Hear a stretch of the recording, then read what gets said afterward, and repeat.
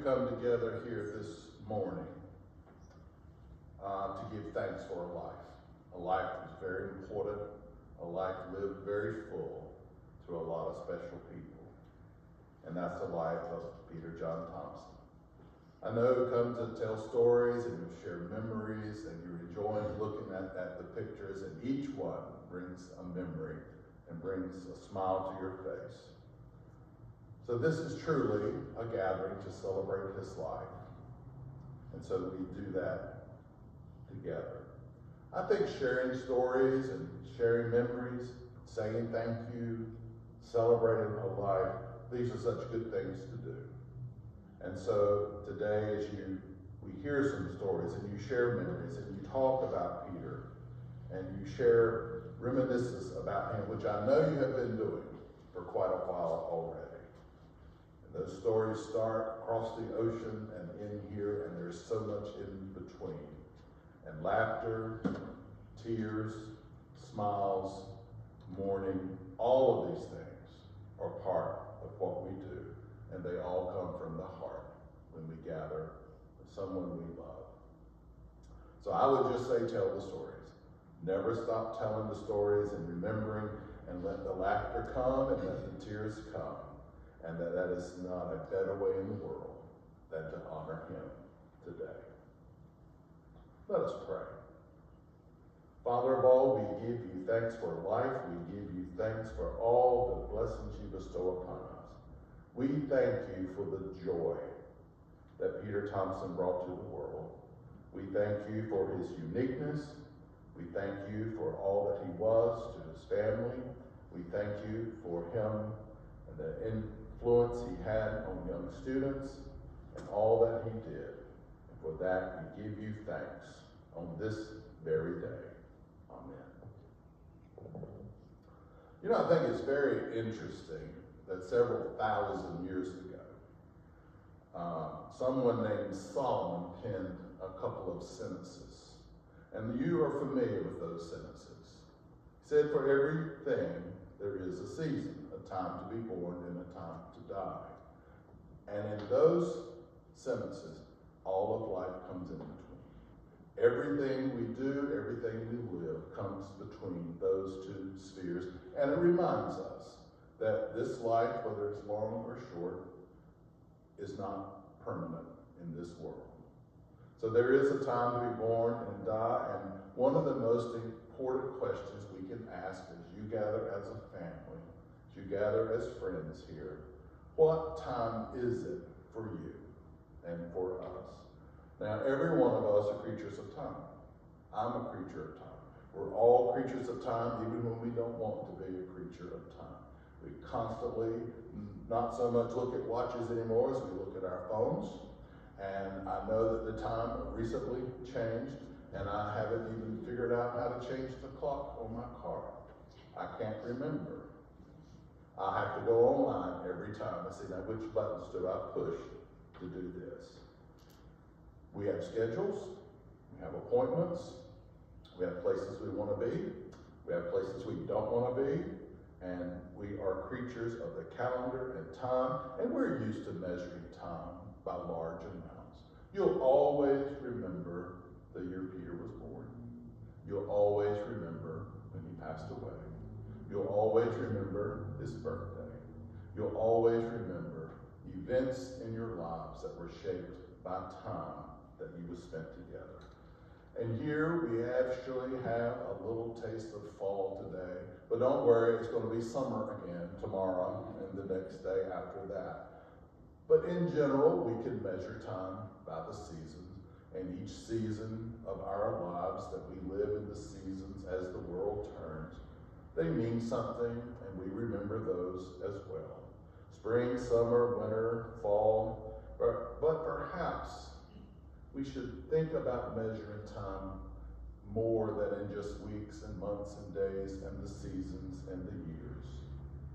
You're going to remember some dates, and you'll always remember some ages, and you'll remember those for your whole lives. But I think it is the best advice I was ever given was to measure time more by the relationships we have in this life. between the two spheres, all of the relationships we have. And today, you're thinking about the relationship you had with Peter. Those are really important ways to measure time. The joys you received, the knowledge you received, the events in life, the fun you had, even the challenges in life. In all of our lives, they will have all of those things within our life. So if I would say anything, I would say it's a wonderful time, actually, to be here. It is very sad to lose someone, but when we gather to celebrate that life, that too is an important time that we spend together. There's a season, we're told, for every event under the sun. And so here we are. And it's a time to mourn, it's a time to grieve, it's a time to laugh, it's a time to remember. And it's a time, most of all, to love and to think of your relationship with each other, your relationship with Him. And that is a time you will always have within your heart. And for that, I would be truly thankful. So even in the midst of death, there is so much to be grateful for and so much to be thankful for. And sometimes you have these times when you realize that when you lose someone so special, a little bit of you goes with them and it leaves a hole there. But it's not an emptiness. It is one, if we don't mourn, it's because there wasn't love to begin with. So I would even give thanks for the time of mourning and the time of grief because of who He was. And that is an important way to use our time.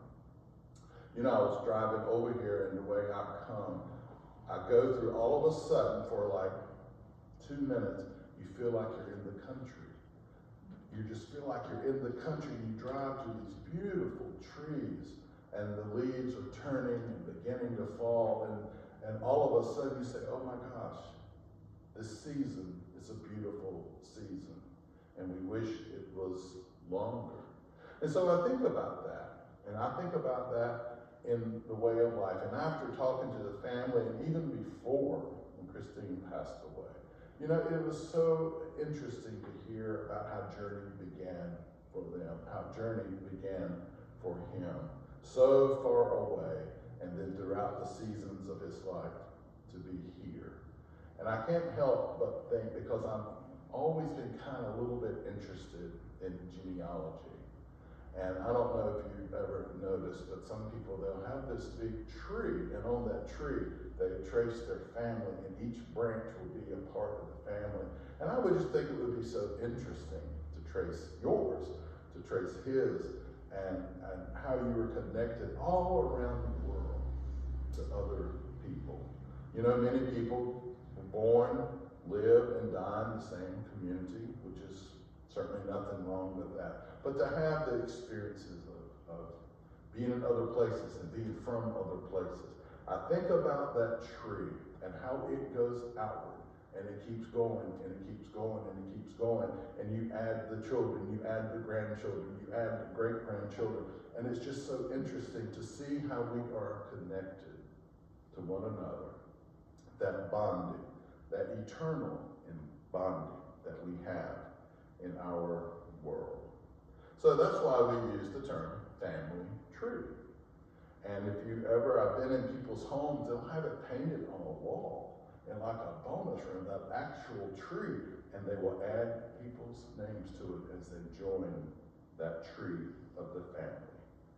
The life of a tree can be seen, I think, to symbolize life.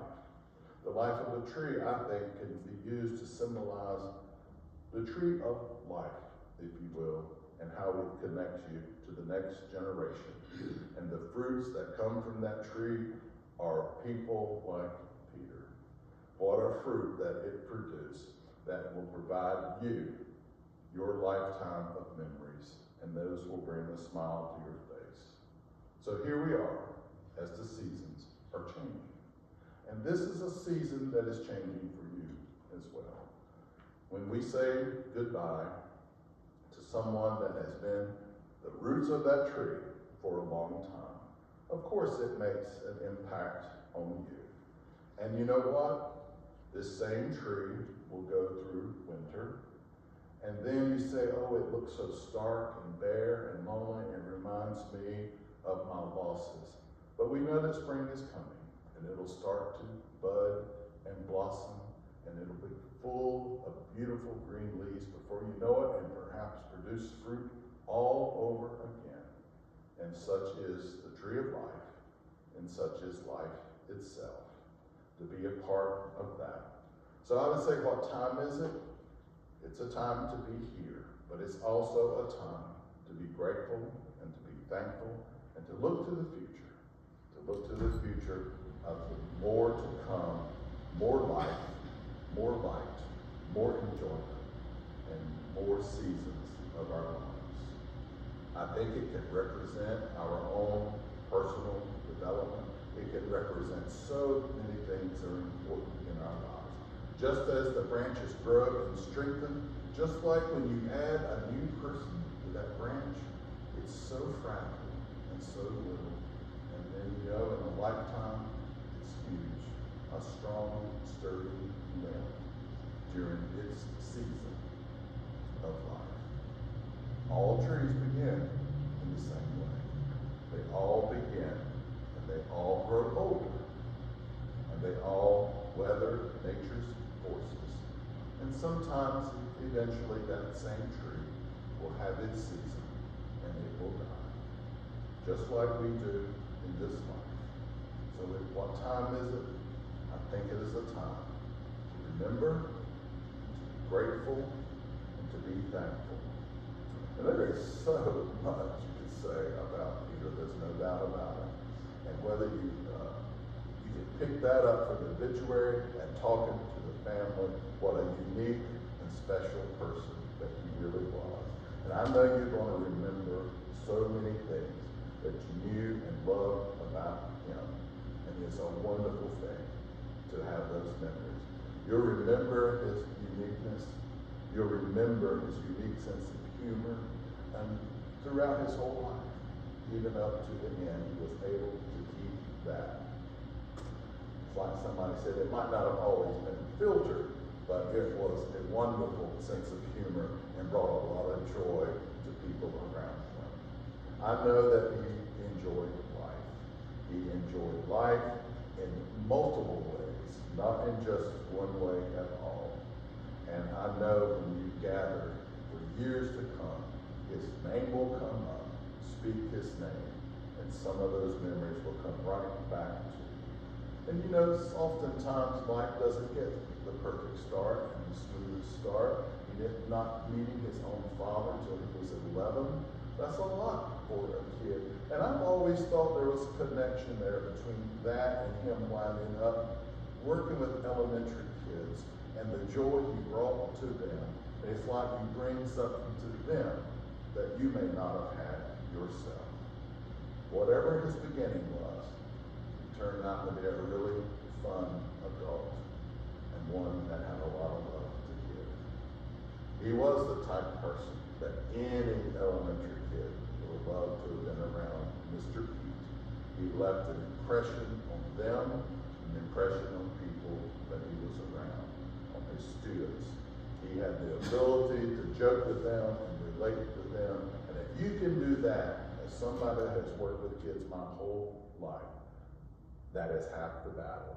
If you've got them that they really not laugh at you, but they laugh with you out of respect and out of kindness. He loved his sports. He loved his team sports. He loved his soccer. I noted. And he loved watching the Olympics, and so many things brought him that. And I noticed from some of the pictures, I was told he had his own unique sense of style. And yes, I would say he had his own unique sense of style. And how could you not run into Mr. Pete in a market or grocery store, somebody, and some maybe even older person say, oh, it's Mr. Pete. I remember him. What a tribute that is to a person when they can remember you in that way. He mused that his life was just full of females. I didn't take that as a complaint, even the dog being a girl. I mean, I think that is just a beautiful statement from him, how he mused that his life was just full of women.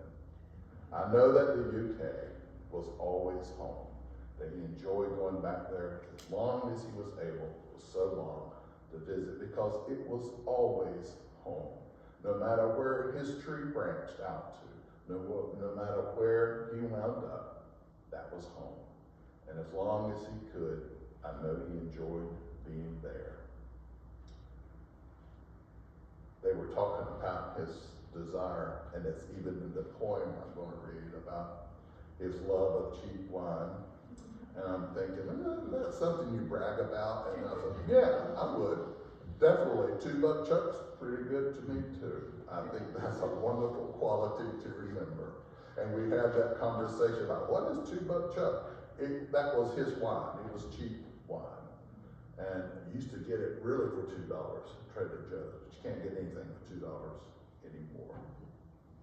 I think in the end of the day, if you were to say about him, he was a good guy. That's quite a tribute. To say that he was a good guy, a wonderful granddad. And I think there's so much that you will miss about him. And for a lifetime, you will share those stories, you will share those comments, and to remember that that life will always be reflected, because you are part of that tree, and you will share those with the next branches that come along. So I would really advise you to tell the stories of Peter Thomson. Call his name out and speak his name. Talk about his beginnings, talk about his joys, talk about his sorrows, talk about losses, and talk about wins, and talk about all the things that he contributed to life. Talk about how his life touched you. Talk about how you intersected with him, and that gets back to that relationships that are so important. And never stop telling those stories. Pass them down to the generations that are coming along. Because, in the reality is they're not simply words. Anybody can mouth words, but they're really the story of his life. They're the story of the relationships he had. They're not just a recollection of the past, not just history. They're the never-ending story of Peter Thomson's life. That doesn't take away grief. It doesn't erase a loss. It doesn't undo that. But it does give us that renewed hope and that renewed smile and that renewed future. And it gives you the confidence to walk forward, to step forward into the next generation and the next generation. Because I believe that life is far too sacred for death to have the final word. We live on in one way or the other, and there is a love there that you can pass on to other people. So I know in this time of loss, there's no doubt your life has changed. It's changed because he's no longer in it physically, but it's not over. And he would never, ever want it to be over for any of you as long as you are here. I think that is a beautiful, beautiful way to remember him. Now, I wanted to share this poem, and I got it bigger the best we could and a little darker. And this is from Isabel. And this is a poem that she penned. It's called A Granddad Summer. Packing our bags to get on the plane, we were so excited for another summer spent with you, Nanny Chris, Bertie, and Sadie too. From riding in your red car, going to all of the parks, picking lemons from your tree. Lots of summers involving so much fun, that was a guarantee. The older we got, seemingly the less holidays we had, but the summers spent with you were the best, Granddad. Thank you for making our childhood with the most amazing memories in the sun, or how lucky we were to have such fun. We picture you now with Nanny Chris, sipping wine, watching the sun go down. Although I know you will still be making your not-so-funny jokes, being the clown. Everyone deserves a granddad summer. Oh, how you fill them with so much wonder. It is never a goodbye, just a see you later when we go. For now we will look after your daughter and we'll continue to grow. No matter how old we get or the life we live, we will always remember a granddad summer. What a beautiful, beautiful tribute from Isabel. She mentioned right here in this poem that same thing. No matter where our life goes, how we live our life, you will be a part of it. That same tree. I was talking, what a beautiful, beautiful tribute. And I wanted to finish by reading this little short passage that the great Margaret Mead wrote. She said, remember me, to the living I am gone, to the sorrowful I will never return, to the angry I was cheated, but to the happy I am at peace, and to the faithful I never left. I cannot be seen, but I can be heard. So as you stand upon a shore gazing at a beautiful sea, remember me.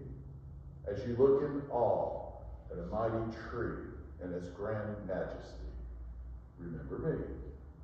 And when you look upon a flower and admire its simplicity, remember me. Remember me in your heart. Remember me in your thoughts. Remember your memories of the times we loved, the times we cried, the times we laughed. For if you always think of me, I will never be gone. Amen. We'll ask Kevin, I believe he's going to come up.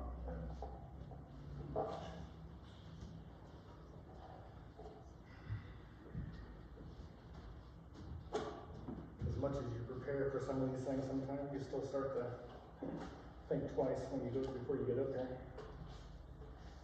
I wrote on here we are again, unfortunately.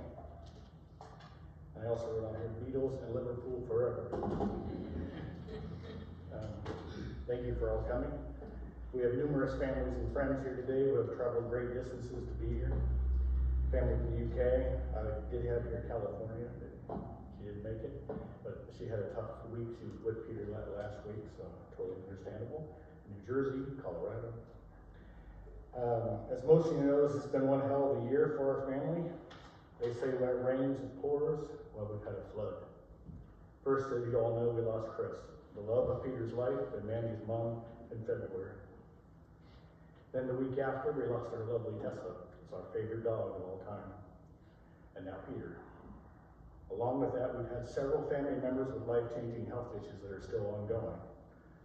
I also even lost a good employee to a heart attack who was only 45 years old and a dad of a 13-year-old.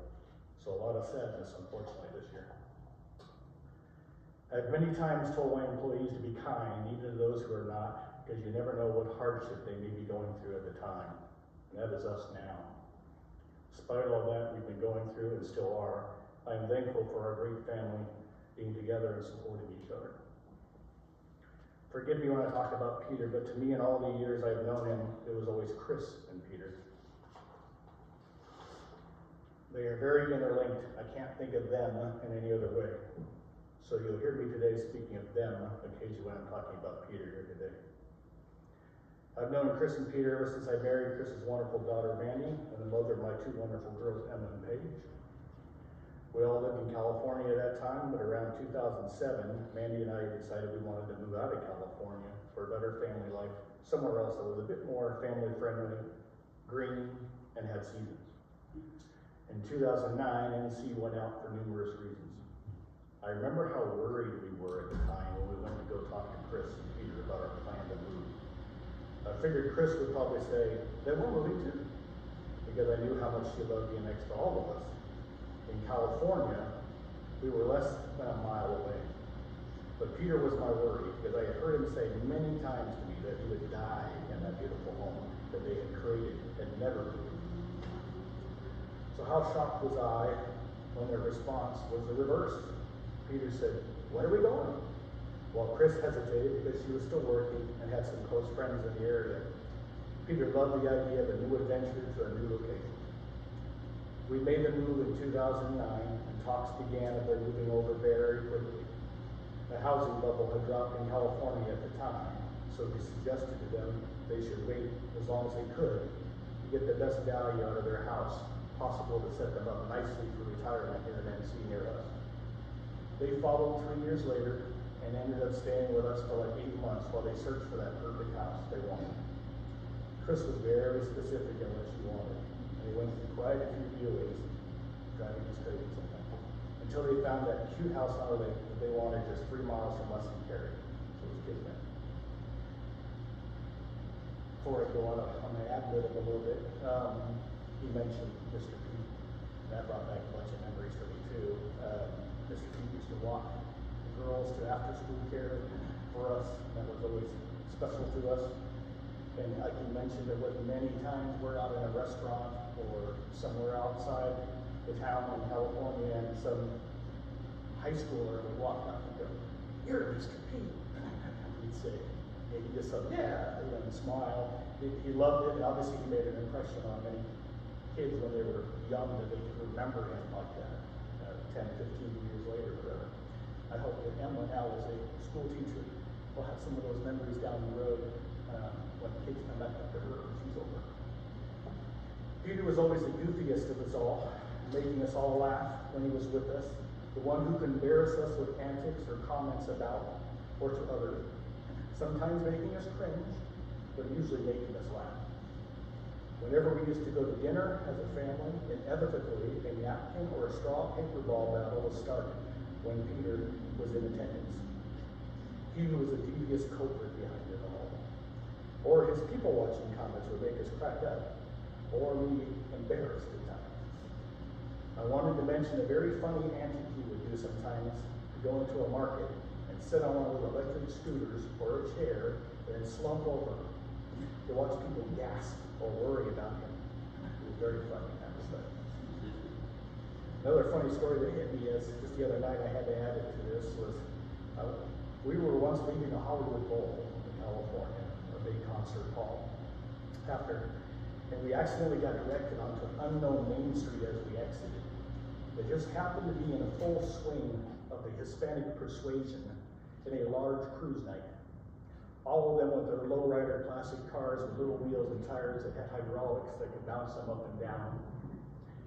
And many convertible with their tops down, filled with 4 or 5, let's say, potentially gang-type associates, who are all just looking straight ahead, hoping to get off the road as soon as possible, when Peter rolls down the window and yells out as usual, "Hey, cool car," and then mumbles a lot that nobody really understood, but I assume he said something like, "Are you?" I was like, oh my God. And several of the car passengers all turned to look at us with no smile attached. I said, luckily nothing happened. But that was Peter. He just laughed it off as several of us said, "Stop that." You've heard the Beatles today here in his memory. That is because he obviously grew up in the same town as the Beatles and was the same age as them, and because of that was a huge fan of their music, to the point it drove me crazy at times having to hear that music over and over and over every time we were at their house, and when we come to our house as well. But now their music will forever make me think of Peter. I think most of you know, but some of you may not. Peter, of course, was fighting his own cancer for several years, was forced into a feeding tube only for his nutrients for the last 2 years. Despite that challenge and many cancer treatments and doctor visits that Mandy and I took him to, he remained overall optimistic and a fighter of his cancer, wanting to help Chris with hers. Seeing the two of them fighting their own cancers together with all the highs and lows that come with that was very challenging at times. It wasn't until Peter lost Chris, the love of his life of 3 decades, that we saw a loss of that desire to go on. His will to live was challenged at that point. Mandy, my girls, and I would often visit him to find him sitting in relatively dark at home, with just the TV on. It made us very sad. He had lost his love, and now his health was getting worse, and the prognosis wasn't good. I can totally understand that depression setting in. I cannot begin to know how I would feel if I lost the love of my life, and how I can move on either, especially if my health was failing. A little while back, he had a fall at his house, which ended up giving him a break in his shoulder. That seemed to be the final straw. Peter, who could now no longer do regular tasks on his own and was forced into a rehab center, it shook his confidence. That really took the wind out of his sails. During this time, we had planned over a year ago to go on a 2-week vacation to Scotland and the UK to visit family, which Mandy had planned for us all. And of course, we were very worried to continue on this vacation. Peter, of course, told us to go, but we wouldn't haven't been to if it wasn't for extended family. Peter's daughter Simone and Andrea, who traveled far to cover for us while we were gone so we could make it happen. We all did notice on the night before leaving, while visiting him to say goodbye, that he seemed extra emotional. Tears were shed, but he told us to make sure we had a good time. Halfway through our trip, Andrea informed us that he had taken a turn for the worse. Andrea got the brunt of that after someone had left after the first week. So that was tough on Andrea, I know that. I know Matthew's son came out. I'm glad we got to see him in those last days. Our own Paige also visited him before us, having been home early from our family trip for work. She and Matthew, I heard, sang to him in his final days. He would love that. When we arrived back from our trip, we went straight from the airport to see him at the rehab. He did not seem aware that we were there and was in bad shape. So we all just hung around him, holding his hand and talking to him softly. We then went home after our visit, which is only 10 minutes away, to get a call within a few minutes afterwards that he had passed. The nurse said it seemed like he was hanging on to hear us all one last time before moving on. We thank Simone and Andrew for watching over him in that time of need, knowing how hard that was. We're also glad that Matthew and son got to see him one last time. Special moments that are sad, but important. Now, knowing Peter, he would not want us first to be sad. He would want us to have a party and celebrate his life and our great memories of him, which are many, which we'll be doing later, and hope everybody gets to come over to their house where so many wonderful memories were had. They both will forever be engraved in our hearts and memories now that they are together forever. Thank you.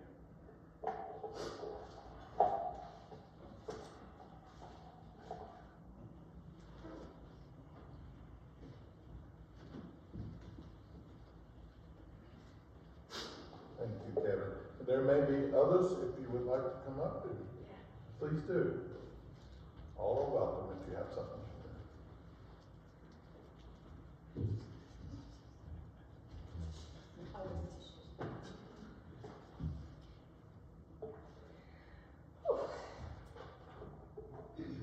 Hi there. I think most of you know who I am. I'm Sue. My mum, Valerie, was Uncle Peter's older sister. So Uncle Peter has been a big part of my life for the whole of my life. He was my cool uncle, with his cheeky smile, twinkling eyes, and his gorgeous Scouse accent. He was always a good time. I remember as a child visiting his house in Knowsley, outside Liverpool, to meet up with his young family, my cousins Simone and Andrea. We'd always do Christmas Day at our house and then go over to theirs the next day, which is Boxing Day in England. Over the years, we had trips into Liverpool all together, catching the ferry over the Mersey to go to New Brighton, and drives through the local safari park. The fun times continued throughout my life. Uncle Peter moved to the States in 1985, but we continued to meet up in the US and on his many visits to England. Whenever we got together, Uncle Peter was very happy to tell us stories of growing up in 15 Rhodesia Road in Aintree. He knew my dad, Harold Fielding, too. The Thomsons and the Fieldings were all very involved in the Scouts in Aintree, and even though Dad was 6 years older than Uncle Peter, he looked up to my dad as an older Scout. Uncle Peter told me he was really thrilled when his big sister started courting and then actually married Harold Fielding. Uncle Peter had a lively sense of humour and was always a jokester. Apparently, when Mum and Dad were dating, his mum, that's my nan, asked him to keep an eye on what was happening on the doorstep at the end of the date. He would peer through the letterbox and yell to his mum upstairs, "They're kissing, Mum, they're kissing!" to try and get his sister into trouble. Uncle Peter did enjoy a glass of wine or two, and has even been known to drink it through a straw. In his early days as a teenager in Liverpool, he loved going to clubs and bars with his friends, and his drink of choice was gin and tonic in those days. Good on you. Uncle Peter and Chris met in 1989, and then we were introduced to his lovely family, and the memory-making continued. My husband, Mike, and I moved to New Jersey in the United States with our 3 young daughters, and this made it so much easier to meet up with Uncle Peter and Chris, and we'd often bring my mum and dad with us whenever possible. Uncle Peter and Chris always made us very welcome at Thomson Lodge in California and then here in North Carolina.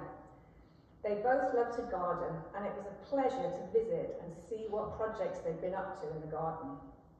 Felling trees, planting shrubs and flowers, and adding outdoor furniture so we could all enjoy the beautiful outdoor space. Uncle Peter loved his garden. He just hated all those bloody pine needles though. As you all know, Uncle Peter was a huge supporter of Liverpool Football Club, which is interesting, as all the other Thomsons and the Fieldings, they support Everton. That's the other football team in Liverpool. The Liverpool-Everton rivalry is one of the biggest in English football, and we think Uncle Peter cheekily chose Liverpool to be a bit of a rebel. Typical. My husband Mike is a Liverpool fan too, and we already miss the constant text messages during the match, discussing who's playing well and who should be subbed out. We miss that. Uncle Peter also loved the Beatles, as you know. I always felt he sounded like Paul McCartney when he talked, and he once told me that some Americans just assumed he knew Paul McCartney. Well, he's around the same age, they grew up in Liverpool, they must know each other. Apart from the fact there are 500,000 people living in the city of Liverpool. He would never lie, he said, but he said sometimes he wouldn't correct them, so then they assumed he and Paul McCartney were good mates. Uncle Peter was full of warmth and kindness. He loved his family and was passionate about the people and things that mattered to him. We'll cherish our memories in our hearts as we honour his memory today and always, and we are grateful to have had him in our life. Uncle Peter and Chris were a wonderful couple. They went through a pretty rough time over the last few years, but Uncle Peter remained strong and determined throughout. He was devastated when we lost Chris earlier this year, and now they're together again, dancing to a Beatles tune. I was looking for some Beatles lyrics to read today to finish, and I came across this song that was written by Paul McCartney around 10 years ago, and I think Uncle Peter would agree with these words. It's called The End of the End. At the end of the end, it's the start of a journey to a much better place. And this wasn't bad, so a much better place would have to be special, no need to be sad. On the day that I die, I'd like jokes to be told, and stories of old to be rolled out like carpets that children played on and laid on while listening to stories of old. On the day that I die, I'd like bells to be rung, and songs that were sung to be hung out like blankets that lovers played on and laid on while listening to songs that were sung. At the end of the end, it's the start of a journey to a much better place, and a much better place would have to be special. No reason to cry, no need to be sad, at the end of the end.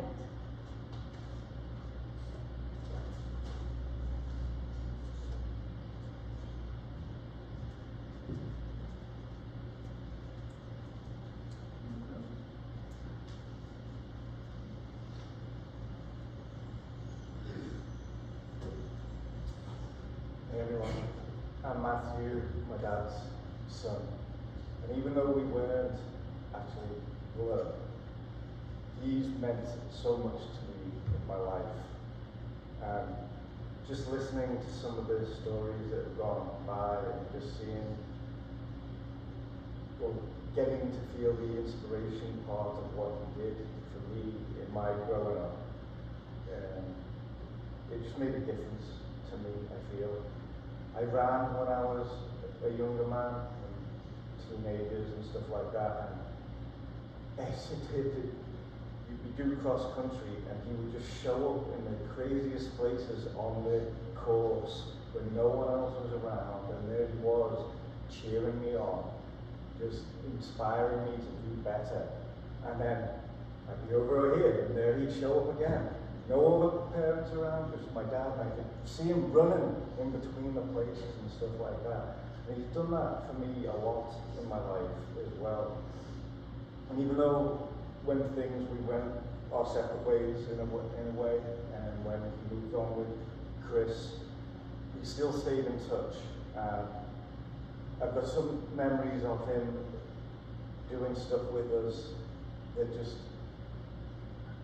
came back while this whole service was going on. And I just wanted to point that out. When my wife and I, we were in Mexico on a trip, he decided to come down with us.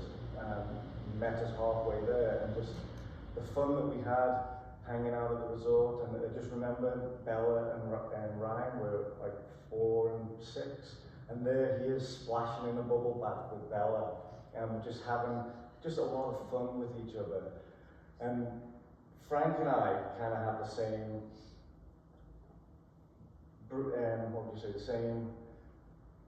how my dad and I came when I was 7. He became my dad when I was 7. Frank and I don't know the original dude, but I came into his life when he was 7.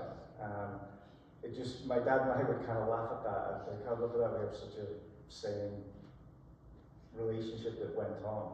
And we'd also have a fun time when people would say to us, "You two look alike," and we'd like look at each other and snicker, knowing that we're not even blood, but it's just kind of fun in that same sort of way too. And kind of the last time he visited us in Colorado, he wasn't much of a golfer, but we live on a golf course, and we were sitting out there one morning or on a Saturday afternoon there, watching the golfers go by, drinking our wine and just kind of giggling. I would tell him, "Hey, there's a false front on there, watch everybody." It goes up, comes down, and then they go way back over with the putts. And he was just enjoying that and laughing with that. So I just have a really good memories of my dad, so I just want everyone to know that. I really love the guy. I'm gonna miss him. So good luck, Peter.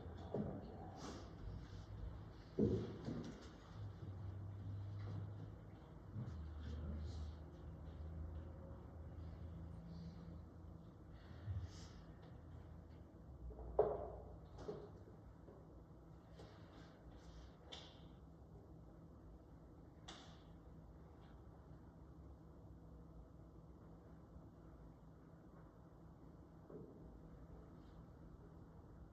Let us pray.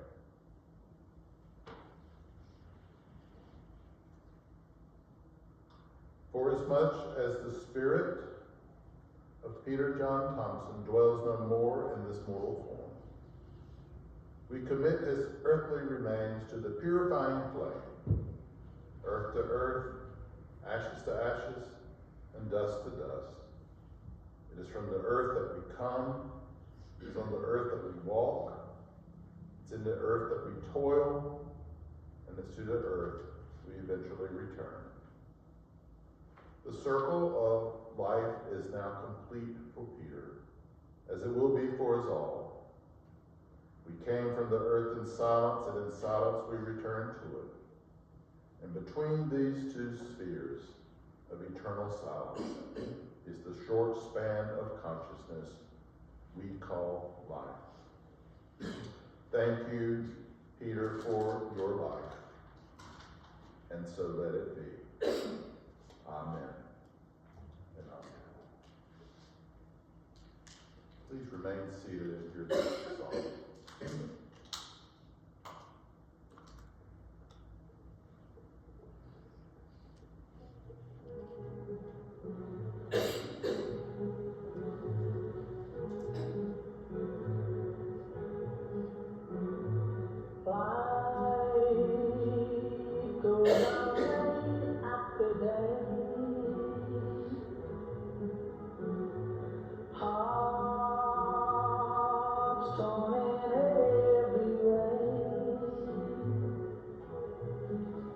So ferry, cross the Mersey, 'cause this land's the place I love, and here I'm staying.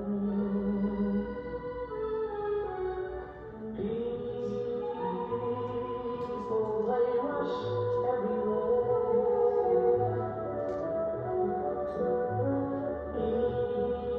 each with their own secret care.